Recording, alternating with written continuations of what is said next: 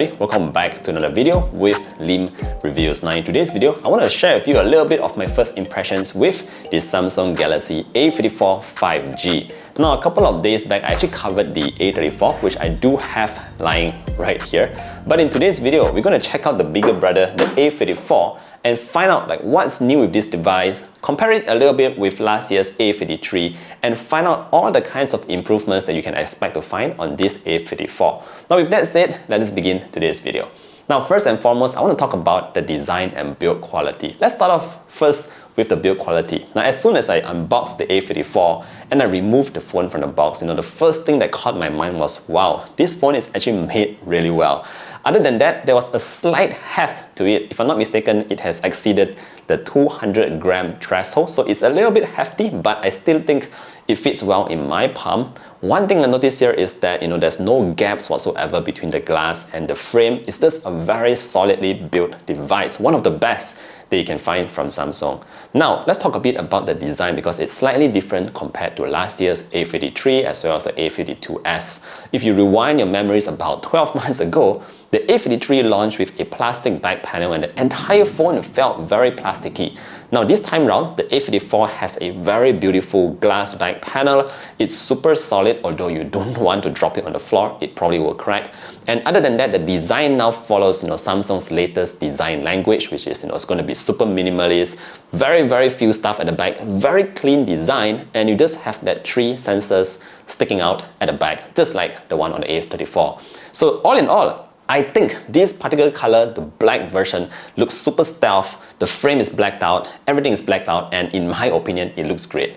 Alright, so let's move on and talk a bit about some other stuff. What else is new? Well, let's flip the device and check out the display at the front. Now, in terms of the display, you might notice that it is ever so slightly smaller than last year's A53, and that's because it has this, I would say, slightly thicker bezels that goes all around. But what's new about the bezel here is that it's more symmetrical on the left, right, and the top. At the bottom, you still get a little bit of a chin, and when I first saw these bezels for the first time, the phone that reminded me of this A54 was actually the Nothing Phone 1. They both look very similar at the front because they are trying to have this very nice symmetrical bezel that goes all around, and personally, I think it looks a lot better than the one on last year's A53. So you do sacrifice like 0.1 inch in terms of screen estate, but you're getting an awesome AMOLED display, a 120Hz refresh rate, that means everything is buttery smooth, and of course, a slight improvement in terms of brightness. Now it goes all the way up to 1000 nits. That means that if you are outdoors, especially again here in KL, Singapore and all that, you will be able to see the display very clearly. So all in all, I'm still very impressed with the display that we have here.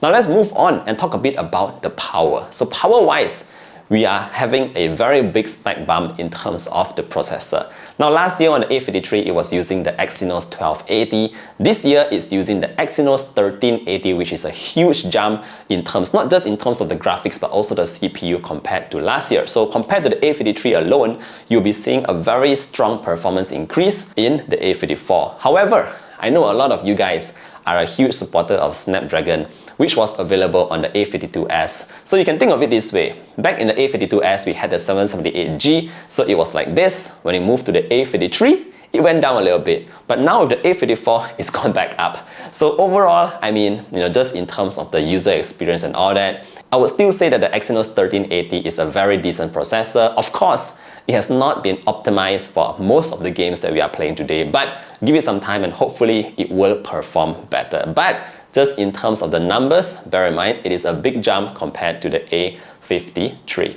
Alright, so that's just in terms of the processor. In terms of the storage, here in Malaysia, we only have one spec, that is the 8GB of RAM with 256GB of internal memory. Now the internal memory is a very important point here because it's now using UFS 3.1 and it's way faster than last year's UFS 2.0 or 2.1. So you are getting a faster storage in here, although it is not shown a lot in terms of their advertising. So some people don't know about that, but you have faster storage right now. Other than that, it still supports that expandable micro SD that you can expand up to 1 TB. There is still that little rubbery thing in the SIM card holder that provides some water protection because this is still an IP67 rated device. Alright, so moving on to the battery, we also still carry over last year's 5000 mAh battery and that 25-watt charging, which does slightly more than 50% in 30 minutes and slightly more than an hour for 100%. Last but not least, we have to talk about the cameras at the back. Now last year we had 4 sensors, but this year we only have 3. Now I wouldn't say that it's a downgrade or anything like that. We have here a 50 megapixel main sensor with OIS. You also have that 12 megapixel ultra wide from last year, as well as the 5 megapixel macro lens also from last year. So what's new here is that 50 MP. We don't have the exact model of this sensor, although a lot of people online are saying that it might be Samsung's GN5 or Sony's IMX766, and this basically puts it at a very good position because it's actually quite a good sensor. Now I've taken just a couple of photos because naturally this is a first impressions video. Got to remind you about that, so I'm going to share with you a couple of photos that I took with this A54. I'm going to share more night photos because I was mainly testing it out at night. But yeah, I will definitely be testing this phone more in a couple of days, and I'll share with you the full review together with the A34 in case you are wondering about that. So all in all, I would say that the Galaxy A54 here is an improvement over the A53. I know some people is still going to say the processor, they're expecting it a little bit more from there, but I still think that the A54 here is a very solid device coming from Samsung.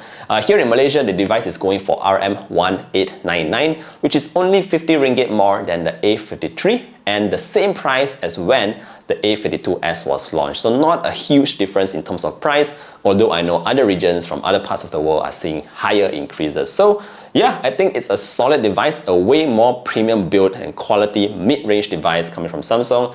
And if there is anything that you guys want me to test out, feel free to leave a comment down below. Don't forget to drop a like, sub to the channel to show your support, and I look forward to seeing you guys in the next one. Stay safe everybody.